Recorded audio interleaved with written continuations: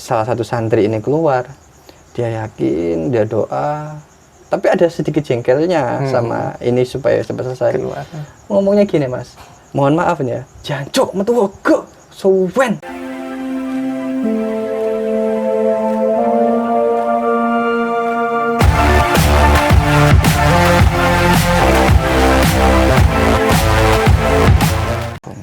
Nah itu tuh kan tadi syaratnya bersuci, berwudu.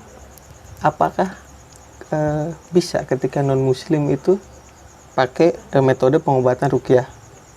Loh, banyak loh, Mas. Banyak Sekali, maksudnya non muslim itu umpamanya orang mohon maaf nih ya, umpamanya corong kiainya orang Kristen umpamanya.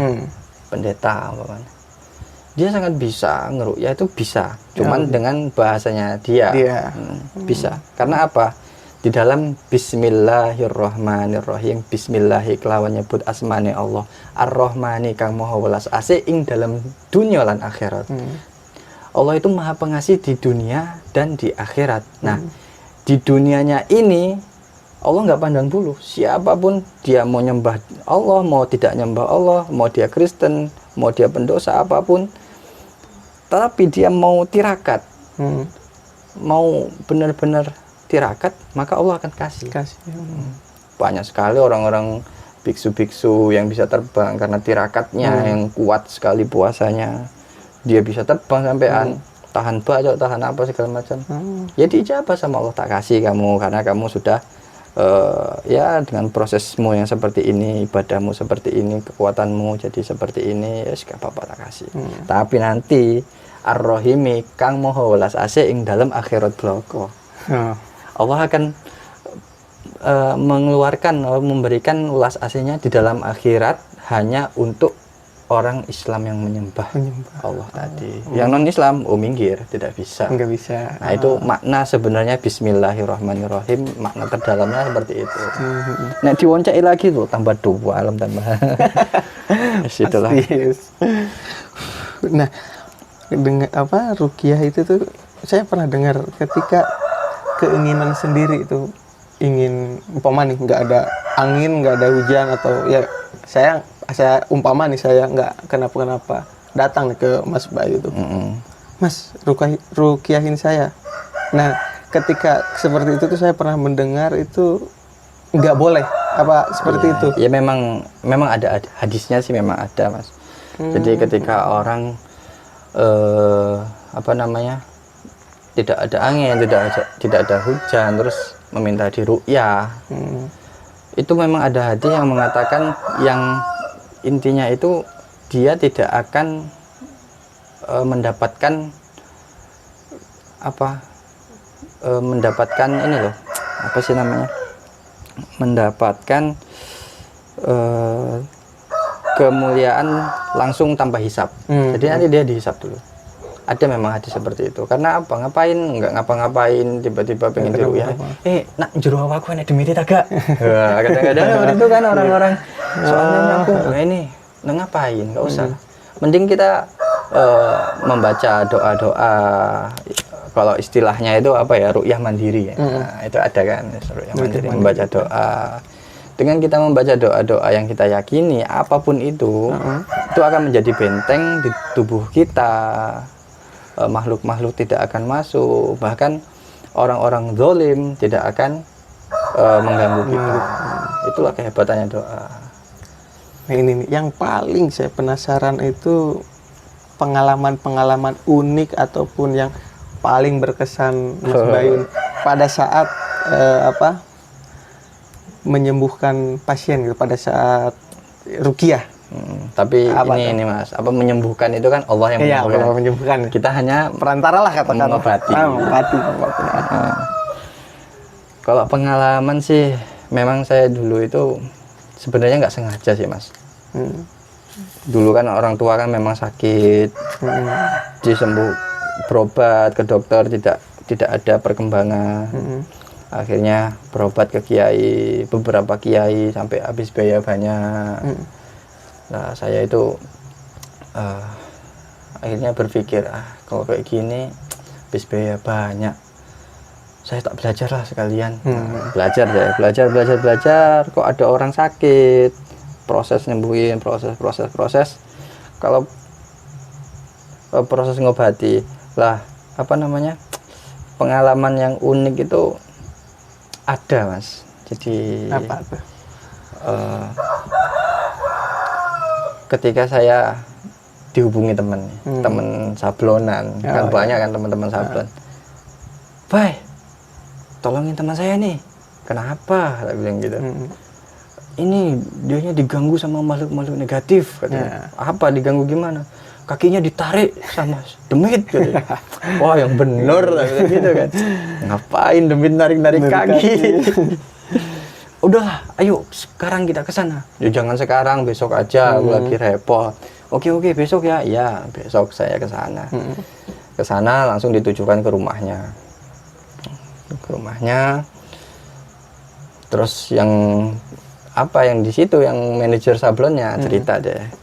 Mas Bay. Oh iya, gimana Mas? Gini Mas, karyawan saya itu pada keluar semua dari sablonan. Loh kenapa Mas? Iya, soalnya sering dinampaki setan-setan katanya gitu. Oh gitu. Setelah itu ini kan sudah pergi nih, karyawannya datang lagi yang baru, katanya gitu juga. Saya tanya, lah kamu pernah nggak dilihatin setan? Nggak pernah, katanya. Pernah sekali tapi kayaknya itu bukan setan. Nah, pikirannya sudah positif. Kadang memang banyak sekali kalangan kita itu hal-hal yang sebenarnya tidak negatif, pikirannya sendiri yang negatif. Wah, ini setan. Nah, akhirnya setan ya, seperti itu. Itu sebenarnya nggak usah ya, kita berpikir positif saja. Nah, setelah itu ya udah Mas, coba saya mendeteksi dulu ya. Ada pelajarannya memang, deteksi. Ternyata sudah mendeteksi, saya kembali deh ke ini tadi yang tanya saya. Saya kan udah ke belakang rumahnya kan, deteksi. Kembali ke depan, saya bilang, Mas, mohon maaf nggih, saya bilang gitu. Saya tadi nggak sengaja kayak ada aura negatifnya, dan kayak di situ tuh ada apa ya, energi yang berbicara bahwa di sini itu sering dibuat berhubungan intim. Langsung temen yang nanya itu kaget. Oke Mas, beneran? Beneran Mas. Memang yang punya rumah ini sering membawa pasangan, gonta-ganti pasangan masuk ke dalam. Jadi ya gimana? Kok sampean tahu Mas? Ya itu ada teknik belajarnya gitu. Cuman intinya ya itu Mas. Lah sekarang masalahnya, sampean mau nggak memberhentikan teman sampean yang seperti itu? Lah itu yang punya rumah ya Mas. Aku bisa apa katanya? Oh ya udah, kalau gitu ya sampean ini aja Mas, pindah aja, nggak usah di sini. Daripada nanti sampean kena dampak dari maksiat tersebut, sampean bilangin juga nggak berani, karena itu bos sampean. Ya tapi nanti tak coba Mas, tak coba bilangin lah Mas. Saya harus berani Mas. Ya iya, itu masalahnya cuma di situ.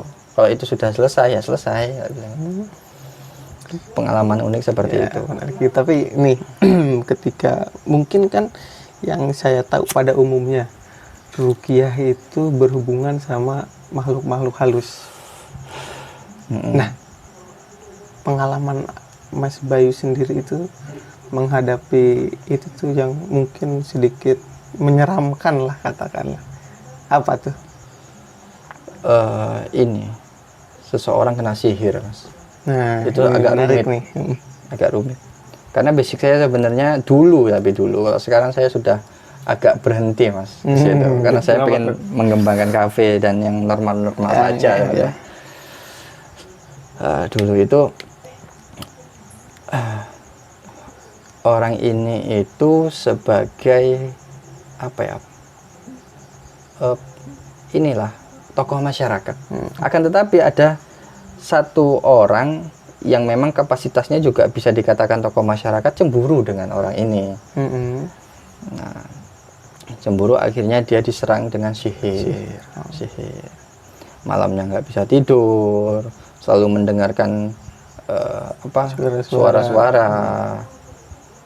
Itu saya proses dengan tim, bareng teman-teman, mohon kepada Allah untuk kesembuhan. Nah, selesai itu, saya juga akhirnya kayak kena sihir, Mas. Saya mandi di ini, setelah memproses saya mandi. Nah, saya ya kayak di film-film itu, jadi saya pas nyiram air ke kepala kayak darah gitu.